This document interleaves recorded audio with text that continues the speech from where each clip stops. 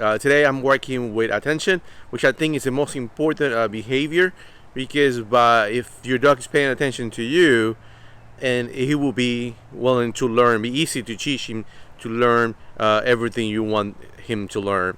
And I see a lot of people making the same mistake of making noises and whistle so the dog pay attention to them, and that's inappropriate. You want the dog to look at you and be rewarded when he looks at you, and that way he will learn that he needs to pay attention to you at all times.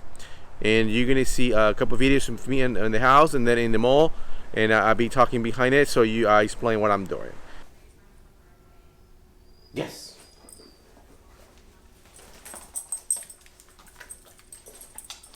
Okay, this is Kip in my house, and in this case, I'm throwing the tree away, and he have to come back and look at me. Okay, the basis of this is the dog needs to look at you, and then you reward the dog. If you call the dog, or you whistle, or you do any noise, or anything to call his attention, he's not paying attention to you, but because he made a decision to do it. He's doing it because you call his attention. And as a service dog, we want a dog that comes and look at you, trying to find out if you're okay, trying to see if you need his help, and he's the one who have to make that decision of looking at you. The way I develop this in my dog is by waiting for him to pay attention to me. So when he pay attention to me, I reward that attention. I never call him. I never make noises. And he got to the point where he's always looking at me just in case something good comes from me. Everything good comes from me. Food comes from me. Toys come from me.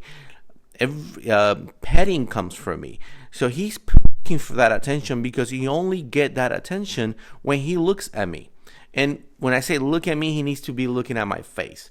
In this case, you're going to see me working with him at the house, and then you see me working now in the mall. And I'm not making noises, and he's the one who needs to keep his eye on me at all times, or I will disappear. So he don't want me to disappear. He wants to get treats from me. He wants to be close to me. He needs to be looking at me.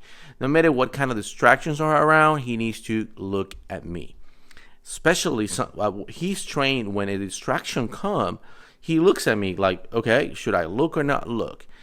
And this is developing little by little, but the big thing here is just don't make any noises. Don't call the dog. He looks at your face, and then he get a treat. If you see I have my hands on my back, and I put my hands in my back because I made the mistake sometimes to put my hand in the tree bag. And that provoke him to look at my hand, and then I have to wait until he looks at my face, and then I reward him. So that's why you're going to see that I put a lot my hands on the back, is trying to actually correct myself of making the mistake of putting my hand in the tree bag before he looks at my face. And you're going to see now a little bit more.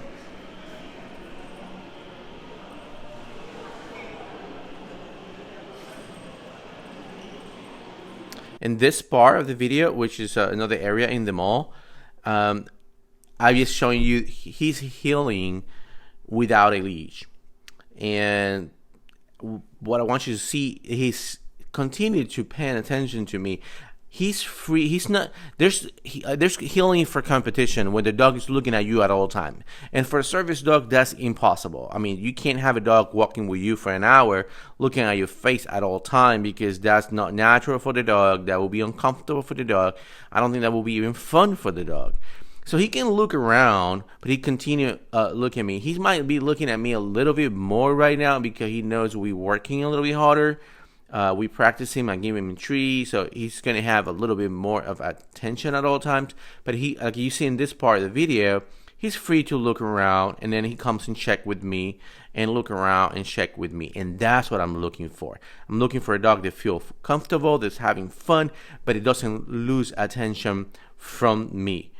And going really slow, just to prove, as I change my behavior, and I start walking too slow for what I normally walk, that really calls his attention, and he needs to be looking at me to see what's going on, why I'm doing that. And he modify his speed and be more attentive because he don't know if I need his help at this moment. So that's why I practice with him going fast or going slow. What I'm going to do now, I just do it for fun, where I ask him to go down when I continue to walk. To be honest, I haven't found a useful use for this, but I think it's fun to do it, and it keep him more attentive of me, because you don't know what's coming. It can be a command in the middle of the thing. Here's my recall. You see his recall is really good. He come in front of me, looking at my face, and I would give him a lot of treats, all individually, not all together, individually, one at a time. This last movement that I'm doing, I just do it because it's comfortable for me. When I'm going to put his leash on, his vest on, anything, I put him between my legs. And for me, this is the most comfortable position. When I get home and I'm removing everything away from him, this is the position where he's in, and then we go.